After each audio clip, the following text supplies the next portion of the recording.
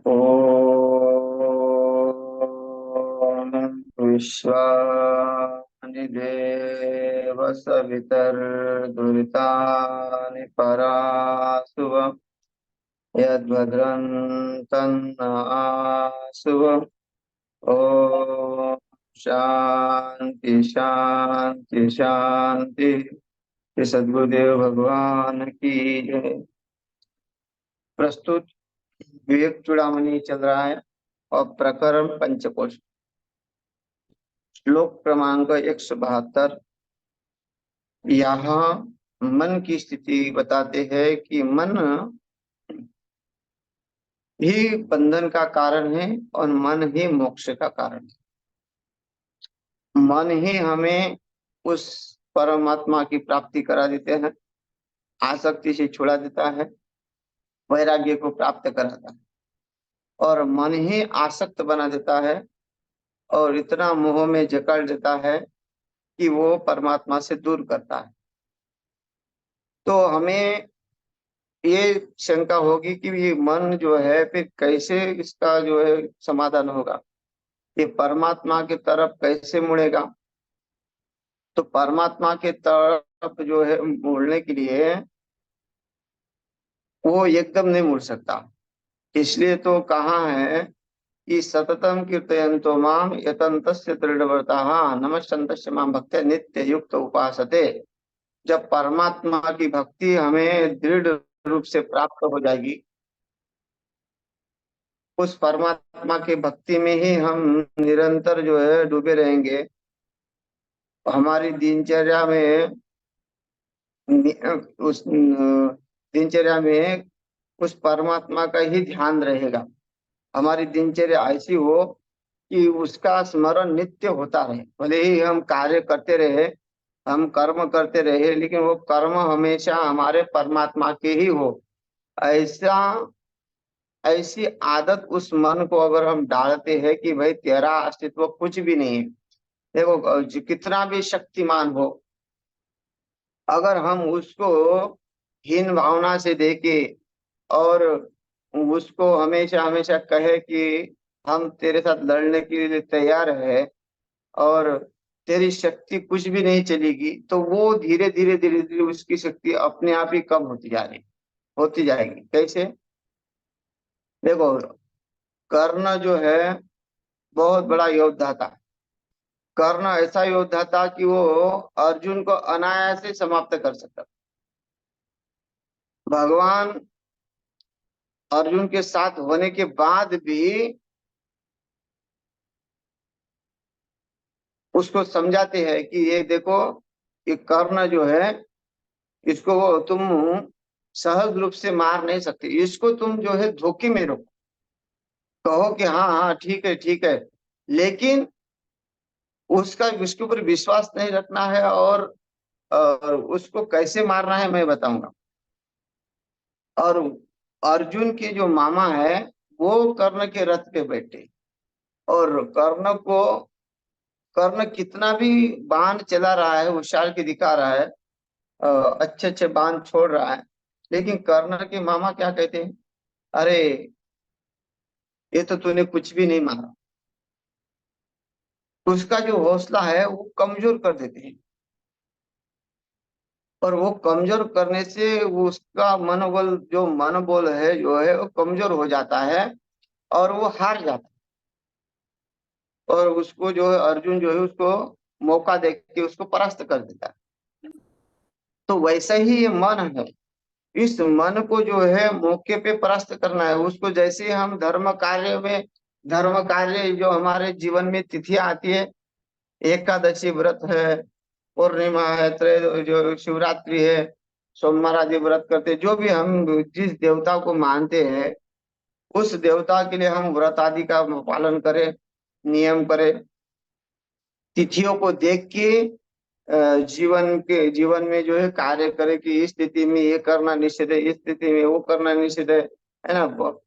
हमारे शास्त्र में हर एक तिथि को जो है अलग अलग पता कौन से कार्य में कौन से समय में कौन सा कार्य करने से दोष लगता है ना।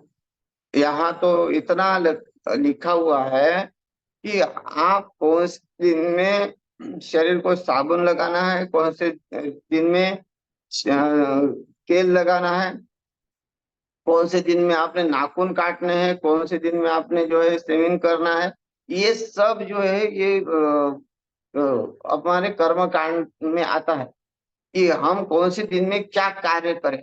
उसी के अनुसार जो जीवन हमारा ढल जाता है ना, कि भाई हम लघु शंका जा रहे हैं तो लघु शंका के समय हम कितने बार कुल्ला करना है, शौच के समय हमें कितना बार कुल्ला करना है, कितने बार हाथ धोने है। ये हमारे जीवन में बहुत सारे नियम है। पहले हम अगर इसको इस नियम के नियमों में जो है हमारा जो आदत डालेंगे, हम हमारे मन को उसमें ढलाएंगे कि भाई तू इसमें बिजी रहे, और उसका दूषित जो कार्य है वो उससे वो नहीं होंगे, और उसका मन जो है बहिरंग नहीं होगा, वो दिनचर्या में लगा रहेगा। तो जब दिनचर्या में वो लगा रहेगा तो इधर उधर भटकने का नहीं। और इसलिए तो यहाँ कहते कि उसको निरंतर, है ना, बोलते कि आपने मौन पकड़ना है, केवल वाणी का मौन नहीं पकड़ना है, आपने अपने मन को भी मौन रखना है, शांत रखना है। ज्ञानेश्वर महाराज कहते हैं, ज्ञान देव मौन जब माला अंतर धरुनी श्रीहरि जपे सदा। वो कहते हैं कि आपकी जो आप जो माला करते होंगे वो माला रंग माला है, जो अंतरंग माला होती है वो मन की होती है। अगर हम मन से ही परमात्मा का स्मरण करते रहे नित्य, ज्ञान देव मौन जप माला अंतर, मौन का अर्थ होता है यहाँ कि उस मन को जो है इधर उधर विषयों से चुप कराए और उससे परमात्मा का भजन ही कराए। परमात्मा का जब भजन करेगा, ध्यान देव मोहन जप माला अंदर धरुण श्री हरि जपे सदा, उसको हरि का जो है उसको हरि के साथ जोड़ के जप करना चाहिए, ऐसा बताते हैं। तो ये मन को जितना हम अपने वश में रखेंगे, जितना उसको जो है ये धर्म कार्य की आदत रखें डालेंगे, उतना ही वो उसमें ढल जाएगा, फिर उसकी वो आदत बन जाएगी। इसलिए क्या कहते हैं कि भाई मन अगर तुम्हारा नित्य निरंतर उस परमात्मा का भजन करता रहेगा, मन जो है तुम्हारी दिनचर्या के अनुसार चलता रहेगा, तुमने जो दिनचर्या उसके लिए लगाई है, तो फिर अंत समय में भी कोई टेंशन नहीं, क्योंकि अंत समय में भी वही मन जो है आपको जो है साथ देगा। नहीं तो अंत समय में क्या होगा कि लोग बोलते हैं कि नहीं हम बाद में करेंगे। संसार जो है पहले करते हो और परमार्थ करते हैं कि बोलते बाद में करेंगे। मुख्य उद्देश्य यही है जीव का, कि जीव का कल्याण करने के लिए ये शरीर मिला है। शरीर माध्यम खलु धर्म साधनम, शरीर ये माध्यम मिला है साधन करने के लिए। क्योंकि संसार तो परमात्मा का है। ये जितना भी संसार बनाया है वो परमात्मा का ही है, वो हमारा नहीं। हम उसको प्राप्त करके क्या करेंगे, वो परमात्मा उसको प्राप्त होने के बाद भी वो अलिप्त है, उससे लिप्त नहीं है। और हमारा न होने के बाद भी हम उसको लिप्त बन रहे हैं, लिप्त हो रहे हैं। तो वो हमारा एक अज्ञान है, हमारे जो मूर्खता है। तो इसलिए उस मन को जो है ऐसा ढलाना है कि हमारी मृत्यु अगर आए तो वो परमात्मा ही हमारे ध्यान में आए। अंत काले च मामे वो स्मरण मुक्ता कलेवरम, है ना। अंत काल में जब कोई व्यक्ति को जो दिखता है, जो स्मरण करता है, उसी के अनुसार उसकी गति होती है, ऐसे प्रमाण है। तो भाई अंत काल में एकदम कैसे परमात्मा का नाम आएगा। अंत काल में तो हम जब कहते हैं कि जब मृत्यु मुखी होता है तो उसको उसके कर्म याद आते हैं, कि उसने जो जो गलत कर्म किए, उसने जो दूषित कर्म किए हैं, वो उसको हमेशा याद आते रहते हैं अंतकाल में। और उसी के अनुसार उसको जो है वो किसमें आसक्त है, जिसमें जीवन भर आसक्त रहा, वही वो आसक्त जीव उसके सामने आ जाता है, और उसी के अनुसार उसको जन्म मिलता है। अगर वो स्त्री में आ सकता है तो वो स्त्री का जन्म लेगा। अगर वो पुरुष में आ सकता है, किसी बच्चे में किसी में आ सकता हो गया तो वो पुरुष का जन्म लेगा। या फिर ये वो किसी पशु आदि में आ सकता हो गया मरते समय। कहते हैं अगर तुम्हारे घर के सामने कुत्ता भी भौंकता है तो वो कुत्ते में का कान में सुनाई देता है मरते समय, तो वो कुत्ता ही बन जाता है। इसलिए तो कहते हैं कि आप पशु से प्रेम करो, लेकिन उसमें से आसक्ति मत करो। जो इतना लगाव रखा है, लगाव हमारे साधना में हमने लगना है, ये जो बहिरंग जो है उसके ऊपर जो कहते हैं कि ये, कई के लोगों ने तो कुत्ते को बच्चा मान रखा है। तो ये सब जो है बेकार है। जो कुत्ते को बच्चा मानेगा, देखो अपने बच्चे से जो जिसका प्रेम होगा तो वो उसको आसक्त हो जाएगा। इस संसार में अनासक्त जीवन जब तक नहीं बनता, तब तक आपका मन जो है उसका आप जीत नहीं पाते। मन को जितेंद्रिय बनना है तो पहले हमको जो है सबको सबसे अनासक्त होना पड़ेगा। और अनासक्त जब तक नहीं होते तब तक ये इस जन्म मरण के बंधन में हम आते रहेंगे। पुनरपि जननम पुनरपि मरणम पुनरपि जननी जठरे शयनम। तो बार बार जन्म लेना, बार बार मरना, चाहे 84 लाख योनियों में कहीं भी जन्म मिल सकता है। तो ये मन जो है, उस मन जो मन जो है हमको इस बंधन में डाल सकता है। 84 लाख योनियों के बंधन में वो डाल सकता है हमको। और वही मन जो है हमको उससे मुक्त भी करा सकता है, उस परमात्मा का अनुभव करा सकता है, जिससे जिस कारण वो शरीर मिला है उसका उद्देश्य वो पूरा कर सकता है। तो ये हमारे हाथ में है, लेकिन कैसा, कि हमारे दिनचर्या को हमने बदलना है। हमने किस दिन क्या खान पान करना है ना। एकादशी के दिन जो है अल्पाहार करना, क्योंकि हमारी जो हमारा जो ब्रह्मांड है, वो ब्रह्मांड की जो तिथियां है वो सत्व रज तम से बनी हुई है।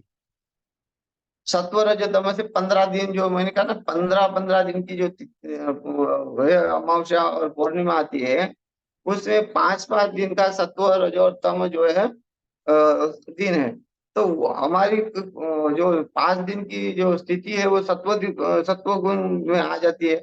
आप कैसे थोड़ा सा आपका मन शांत हो जाता है 5 दिन, 6वें दिन में आपका मन और उत्तेजित हो जाता है, और इधर उधर जो है चंचल हो जाता है, वासनाओं में भाग जाता है। और उसके दिन जो है वो स्वार्थी बन जाता है, फिर वो उसके उसको प्राप्त करने में जुड़ जाता है। तो ऐसे ऐसे जो तिथियों का जो है नियम का पालन करना है, कि भाई इस तिथियों में हमारा पाप ना हो। अगर हम छोटी छोटी बातों को देखें, कोई झूठा बोया, झूठा है, झूठे को हाथ लगा रहा है तो हाथ धोना पड़ेगा। आपको छोटी छोटी बात को ध्यान रखना पड़ेगा पहले। छोटी छोटी झूठा किसी का खाना नहीं है, झूठा किसी को देना नहीं है। और घर में पवित्रता रखनी है, गंगा जल रखना है, तुलसी रखनी है घर में। ये आदि जो बहिर जो है साधना है, उसका नियमों का पालन करना है। छोटी छोटी बातों का भी वो ध्यान रखना। कभी और कपड़े कैसे रखने हैं, चप्पल जूते कैसे रखने हैं, ये सब जो है विधान है। तो आप इसमें इसमें अगर छोटी छोटी बातों में अब ध्यान देंगे। कभी क्या होता है कि हमारे दरवाजे के सामने उल्टी चप्पल पड़ी रहती है, उल्टे जूते पड़े रहते हैं, वो वैसे ही पड़े रहते हैं। तो वो जो है वो भी एक अशुभ का लक्षण है। वो भी जो है हमारे जो है मन के ऊपर परिवर्तन ला सकता है। तो ऐसी ऐसी जो बातें हैं, जो छोटी छोटी बातें हमने ध्यान में रखना है। जनेऊ है तो जनेऊ हमको बार बार जो है वो बदलना पड़ेगा। जैसे सूतक लग गया उसमें बदलना पड़ेगा, या अमावस्या पूर्णिमा को उसमें जो है बदल सकते हैं, उसमें बदलना पड़ेगा। तो पवित्र अवस्था में हमेशा रहे शरीर, इसके लिए ध्यान में रखना। बाहर से घूम के आए तो हाथ पांव धोने पड़ेगा, कुल्ला करना पड़ेगा, और चप्पल के साथ भोजन नहीं करना है। तो ये बहुत सारे जो नियम है वो वहां से शुरू करना पड़ेगा पहले, कि हमारे जीवन में जो है उसका परिवर्तन। ये जो ऋषि मुनि का जीवन है, ऋषि मुनि के जीवन में जो पवित्रता है, वो पवित्रता पहले जीवन में आनी चाहिए। बाद में साधना, बाद में भजन। परमात्मा का भजन क्या है? वही है कि हमको प्रसन्नता लगनी चाहिए, कि हम बैठने से हमको हमारा मन जो है जप में लगना चाहिए। ऐसा मन को बनाने के लिए हमको पहले बहिर बहिर जो है व्यवस्था को ठीक रखना पड़ेगा। और ये थोड़ा थोड़ा करके हमारे बुद्धि के ऊपर प्रभाव डाल। क्योंकि बुद्धि कि अगर बुद्धि मलिन हो गई तो बुद्धि भ्रंशात है ना, बुद्धि का जो है विस्मरण हो गया, हमारे कार्यों का दिनचर्या का विस्मरण हो गया, तो वो हमारी स्मृति भ्रंशात बुद्धि नाश हो, हमारे स्मृति का नाश करता है। हमें याद नहीं रहता, क्यों याद नहीं रहता, क्यों हमें अच्छी बातें याद नहीं रहती, क्योंकि हमने उसके ऊपर ध्यान ही नहीं दिया, फिर वो उसी में गलत कार्य में डल जाती है। तो वो बुद्धि जो है, स्मृति भ्रंशात बुद्धि नाशो बुद्धि नाशत परनश्यति, फिर वो सत्व को छोड़ के रजो और तमोगुण में प्रवृत्त हो जाता है, और रजो और तमोगुण में प्रवृत्त हो गया तो वो बंधन का कारण बन जाता है।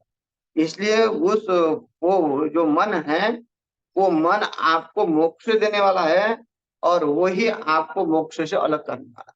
तो यहाँ श्लोक में ये कहते हैं कि जैसे वायु जो है, वायु ही बादलों को बना देता है, वायु ही वो जल को प्राप्त करा देता है, बादलों को इकट्ठा करता है, बादल बड़े बड़े बादल बनाता है, मजबूत बादल बनाता है वायु है। और उस बादलों को तोड़ने में भी उसी का हाथ है। तो वैसे ही हमारे साधना को वही बढ़ा देगा। मन में अगर वैराग्य आ गया, मन में दृढ़ वैराग्य आ गया, तो वो मन जो है कहाँ से कहाँ तक पहुंच जाता है ना।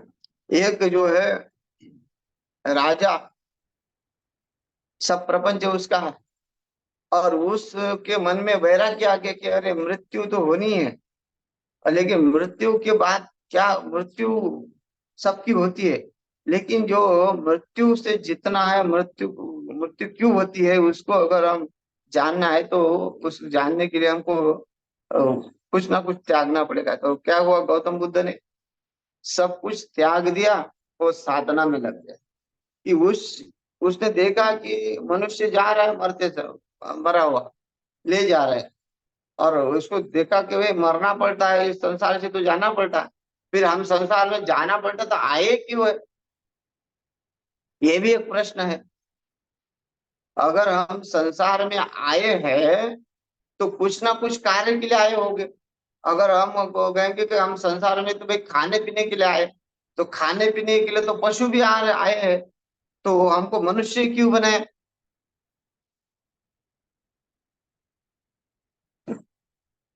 पशु झगड़ रहे हैं, मन मनुष्य भी झगड़ रहा है, पशु भी बच्चे पैदा कर रहा है, मनुष्य भी बच्चे पैदा कर रहा है।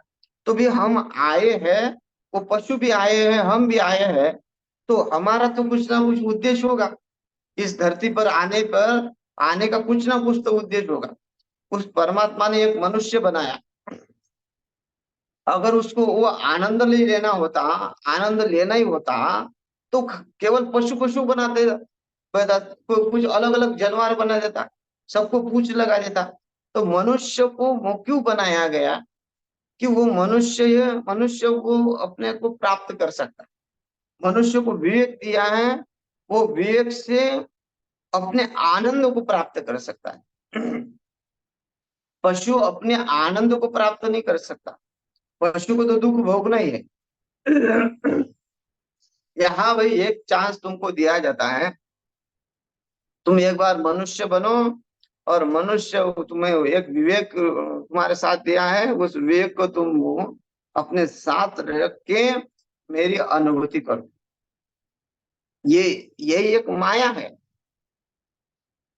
तुम माया से कैसे इस निकल सकते हो, इस संसार जाल में। अगर भगवान पशु बनाता, भाई हम अज्ञानी है, हम आपको कैसे प्राप्त कर सकेंगे, हैं? हम आपको कैसे ढूंढेंगे, हमें बुद्धि है नहीं। तो परमात्मा ने कहा चलो एक ऐसा जीव बनाते हैं जिसको हम बुद्धिमान बना देते हैं, जिसको हम विवेकशील बना देते हैं, और वो जो है जीव हमको प्राप्त करेगा। तो ये तो एक खेल ही है। वही तो ईश्वर अंश जो है विनाशी, शिव सब जो है ईश्वर का अंश है। ममैव अंशो जीवलोके जीव भूत सनातन। सनातन का अर्थ होता है कि अनादि काल से जो है हम हैं। तो हम है, तो हमें धरती पर आए हैं, हम हमारे साथ आंख निचोली हो रही है, हमारे साथ छल कपट हो रहा है, तो हमें उस छल कपट को दूर करना पड़ेगा। भाई उस छल कपटियों के साथ हमको विजय प्राप्त उसका उसको हराना पड़ेगा, उससे विजय प्राप्त कराने पड़ेगा। जैसे पांडवों के साथ छल कपट हुआ है, दुर्योधन आदि ने जो पांडवों के साथ छल कपट किया है, तो पांडवों ने क्या किया कि उनसे, वो जिन्होंने हमसे छल कपट किया है, हम उनको हराएंगे और हम अपना अस्तित्व स्थापित करेंगे। और लेकिन किसके साथ? परमात्मा का संबंध जोड़ के। तो वैसे ही वैराग्य के साथ संबंध हम जोड़ेंगे, विवेक के साथ हम संबंध जोड़ेंगे, तो हमारे जो विषय, ये पंच विषय, रूप रस गंध स्पर्श, ये ये हमारे साथ छल कपट करते रहते हैं, ये हमारा जन्म मरण का कारण बनते हैं। तो हमको इसको हराना पड़ेगा। इसका उपाय ढूंढना पड़ेगा कि जो हम जो हमें ये खींच रहे हैं, तो हम इससे इससे छूटे कैसे? तो ऐसी अवस्था हमारी बन जाए, हम वैराग्य का, विवेक का सहारा लेंगे, तभी हम इस पंच विषयों को हरा सकेंगे। वैसे पांडवों ने उनको हरा दिया, और है ना, कर्मेंद्रिय जो है ज्ञानेंद्रिय को, अज्ञानेंद्रिय की जीत हो गई। तो ये एक दृष्टांत है। कहने का यह है कि उन्होंने प्रयास किया कि हमको इनसे इनको हराना है, क्योंकि ये हम, अगर हम इनको नहीं हराएंगे तो यह हमको दबोच लेंगे। वैसे ही हमें इसके साथ संघर्ष करना है। जीवन में झूठ बोलने के लिए कोई मेहनत नहीं लगती, मेहनत लगती है सच बोलने के लिए। तो हमको मेहनत करनी पड़ेगी सत्यता को प्राप्त करने के लिए। और झूठा ये संसार है, झूठा संसार में जो वो अनायास हो जाता है। आप इतना बुद्धि के ऊपर जोर नहीं देते हुए भी इसको, ये अपने आप हो रहा है। अगर आप कहेंगे आपने बिल्डिंग इतनी बनाई, लेकिन वो बिल्डिंग 1 मिनट में गिराने में कोई देर नहीं लगती। वो परमात्मा का क्या है, एक हवा का झोंका आया, कहीं कुछ हो गया तो सब कुछ अस्त व्यस्त हो जाता है। भाई आपने जितनी कोशिश की, वो कोशिश करने के बाद भी आप उसको जो है टिका नहीं पाए, आप उसको संभाल नहीं पाए। क्यों? कि वो आपके बस की बात नहीं, प्रकृति हमारे बस की बात नहीं। तो इसलिए हमें अपना देखना पड़ेगा। अगर हम बाहर का ठीक करने में लगे रहेंगे, बाहर की व्यवस्था ठीक करने में लगे रहेंगे, इसका ठीक होना चाहिए, उसका ठीक होना चाहिए, हमको हमने हम अपने फ्यूचर में जो है इनका भविष्य बना देंगे, उसका भविष्य बना देंगे, है ना, लगे रहते हैं कि जब तक, हाँ भाई, हम बच्चों की शादी नहीं होती तब तक हम कहीं जा नहीं सकते। कहीं अगर कहो कि अरे तीर्थ यात्रा चलो, या कहीं करो, अरे धर्म कार्य करो, यज्ञ हो रहा है, आदि कुछ कार्य हो रहा है, तो कहते हैं कि अभी तो नहीं आ सकते, यहाँ तो परीक्षा चल रही है, ऐसा हो रहा है, वैसा हो रहा है। मतलब दूसरे का हम ठीक ठाक करने में लगे हुए हैं। कई लोग बोलते हैं, अरे नहीं शादी आ गई, अब शादी में जाना पड़ेगा। तो ये जो हमने धर्म कार्य को छोड़ के, हमारी साधना भजन को छोड़ के उसमें लगे, जाना तो है, होना तो है, लेकिन पहले से सोच के रखा है कि जाना पड़ेगा, जब जाना पड़ेगा तब जाना पड़ेगा। लेकिन 2 महीने शादी के लिए रहते, 2 महीने से तैयारी चलती रहती, वहां जाना है, वहां जाना है, ये करना है, वो करना है। तो ये क्या होता है, मन 2 महीने के लिए बांध दिया उसने। जो कार्य बाहर जो दूर दूर, बहुत दूर है, उस कार्य को अभी से जो हम जो है बुद्धि में लेके उस कार्य के बंधन में बन जाते, फिर वही कार्य हमको दिखता है, और कोई कार्य नहीं, कोई साधना नहीं, कुछ नहीं, कुछ नहीं। तो ऐसा नहीं हो, जो कार्य होना तो वो हो गए। उस कार्य को जब जो ठीक होना है, जब कोई व्यक्ति बीमार पड़ा है, बुखार आया, तो बुखार ठीक भी होगा, और ठीक होने के बाद भी और भविष्य में बुखार आएगा भी। तो ऐसा नहीं कि एक बार बुखार ठीक होने के बाद जो है दोबारा आएगा नहीं। तो जो होना तो होगा, लेकिन अगर हम उसमें लेके बैठेंगे, ये है इसके लिए हम कुछ नहीं कर सकते, वो है हमारे पास, हमारे हमारे पास अव्यवस्था है इसलिए हम नहीं कर सकते, तो ये हमारी गलत भावना है कि हम अव्यवस्था में भी अपनी व्यवस्था बनाए, भजन की व्यवस्था बनाए, हम भगवान के चिंतन की अवस्था बनाए, भगवान के स्मरण की अवस्था बनाए, हम स्वाध्याय के लिए समय निकाले, हम जो है स्वाध्याय को जो है हमेशा जो है जीवित रखे। हमारा स्वाध्याय कभी भी खंडित नहीं होना चाहिए। जो हम रामायण का पाठ करते रहे, हम भागवत का पाठ करते रहे, हम महाभारत पढ़े, अच्छे अच्छे उपनिषद पढ़े, पढ़ते कुछ ना कुछ पुस्तकों को भी पढ़ने के लिए समय देना पड़ेगा। मन को लगा के रखना पड़ेगा, तभी हमारा मन जो है उसमें बंध जाएगा, पुस्तक में जो अ, स्वाध्याय में लगा रहेगा। और कहते हैं स्वाध्याय प्रवचनाभ्याम महाप्रमादितव्यम, उसमें प्रवाह नहीं करेंगे तो वो उसको बल मिलता रहेगा, नहीं तो फिर वो क्या करेगा, आपको कहाँ से कहाँ लेके जाएगा, वो बनाएगा आपके साम्राज्य को, बहुत बनाएगा, और साम्राज्य बन जाने के बाद वो जमीन पे पटक देगा। से बड़े बड़े लोग, बड़े बड़े चक्रवर्ती राजा बने, और चक्रवर्ती राजा बनने के बाद भी उनको कोई ना कोई हराने वाला मिल गया, वो परास्त हो गए, वो घर से भाग गए, अंग्रेजों का काल आ गया, बड़े बड़े राजाओं ने घर छोड़ के भागना पड़ा।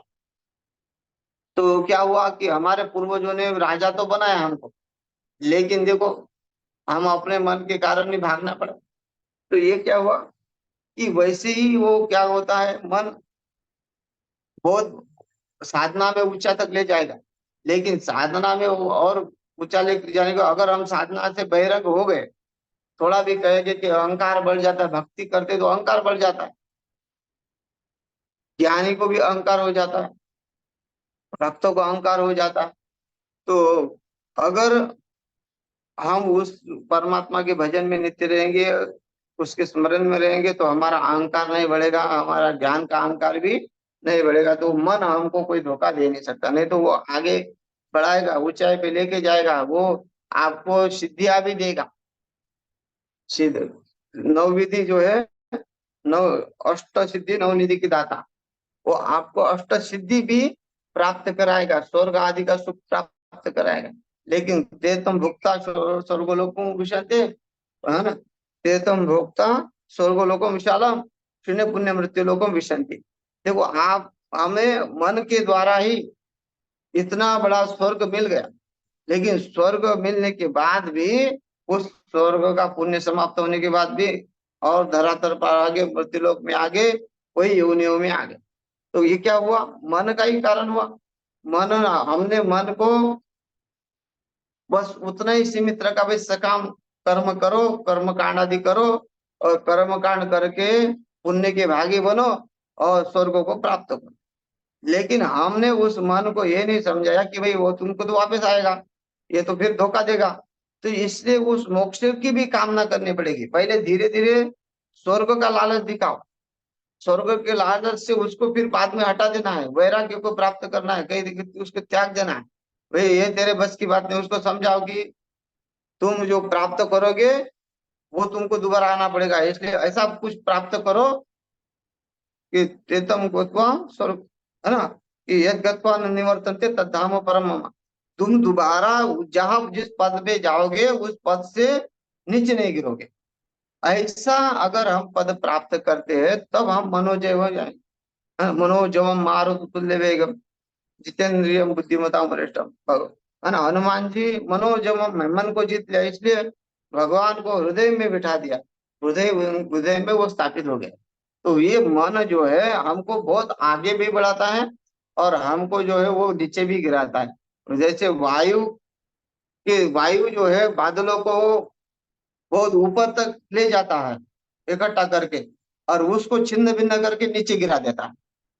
तो वैसे ही हमें भी साधना से ऊपर लेके जाएगा, और अहंकार दिला के जो है वो नीचे गिरा देगा।